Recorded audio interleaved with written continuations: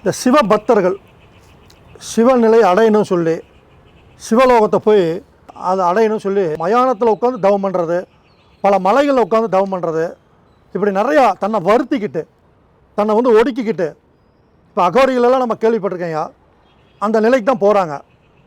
உத்தராட்சம் நிறையா போட்டிருப்பாங்க, நிறைய பேர் மண்டையோடு போட்டிருப்பாங்க. இதெல்லாம் இந்த சிவநிலை அடையிறக்காக சிவனாவே தன்னை சிவனாவே மாற்றி அப்படி ஒரு போயிட்டுருக்காங்கய்யா.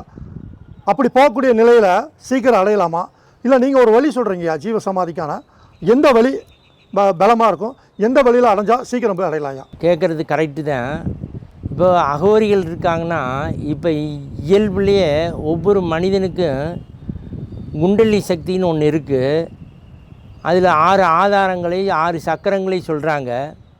இதில் மூலாதாரம், சுவாதிஷ்டானம், மணிப்பூரகம், விசுத்தி, ஆக்னி, சகசரம் அப்படின்லாம் சொல்லிட்டு வர்றாங்களே. இப்போ இதெல்லாம் இப்போ அகோரிகள் பண்ணக்கூடியது நம்மளது இந்த 6 சக்கரத்துலேயுமே ஓடிட்டு இருக்கக்கூடியது தனஞ்சயன்கிற ஒரு வாயுன்னு சொல்லியிருக்கிறாங்க. இந்த வாயு நம்ம உடம்புல எந்த நேரம் அந்த வாயு இருந்துகிட்டே இருக்குது. இப்போ இந்த அகோரிகள்லாம் என்ன பண்ணுறாங்கன்னு கேட்டால், இந்த அகோரிகளாக இருக்கக்கூடியவங்க இப்போ செத்த புணத்தை மாமிசத்தை சாப்பிட்றாங்க, செத்த உடம்பு எடுத்து சாப்பிட்றாங்க. அது இறந்த உடனே அந்த தனஞ்சயன் வெளியேறதுக்கு முன்னாடி அந்த மாமிசத்தை சாப்பிட்டால் அவங்க இந்த மனம் ஒருநிலைப்பட்டு நாம் அப்படியே தவத்தில் உட்கார்ந்துட முடியுங்கிற ஒரு எண்ணத்தில் பண்ணுறாங்க. அது என்னமோ கண்டிப்பாக அதெல்லாம் ஒரு வகையில் உண்மை தான், நான் இல்லைன்னு சொல்லலை. அது இவனுக்கே இருந்தது. அது அந்த தனஞ்சயனை அவன் யூஸ் பண்ணலை, தனஞ்சயனை அவன் செயல்படுத்தவில்லை, அதனால் அவன் இறந்துட்டான். அந்த தனஞ்சயனை வச்சு நாம் தவத்திலேருந்து அந்த நிலை அடையலாம்ங்கிற இதில் அகோரிகள் ஒரு மார்க்கத்தில் பண்ணுறாங்க. இப்போ இந்த காட்டில் போய் தவம் பண்ணுறது, இந்த மயானத்தில் போய் தவம் பண்ணுறது பற்றி நீங்கள் கேட்குறீங்க.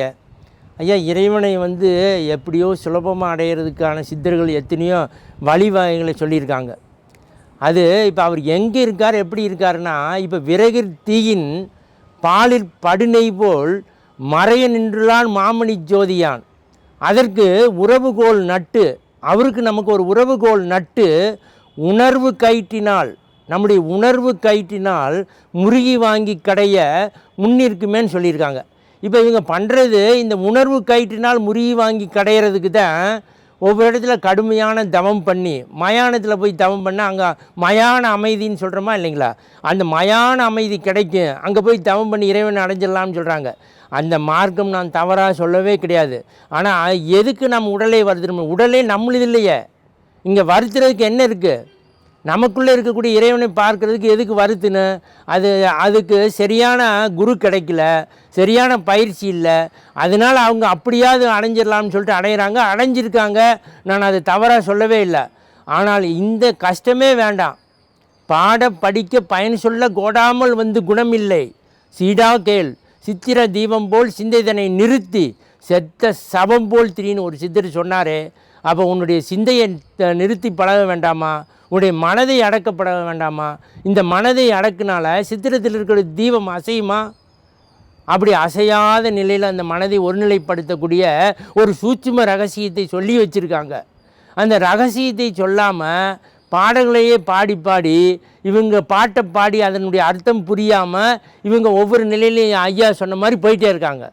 நான் அந்த பாடலினுடைய நிலையை உணர்த்தவே, அந்த ஜீவசமாதி அடையக்கூடிய அந்த சூட்சும ரகசியத்தை சொல்லவே நான் எல்லாருக்கும் இந்த போதனையை போதிச்சுட்டு அந்த பிறவாழ் நிலையை அடையிறதுக்கான முக்தியை தருவதற்காக என்னுடைய குருநாதருடைய ஆசியில் நான் எல்லாருக்கும் கொடுத்து கொண்டிருக்கின்றேன். அது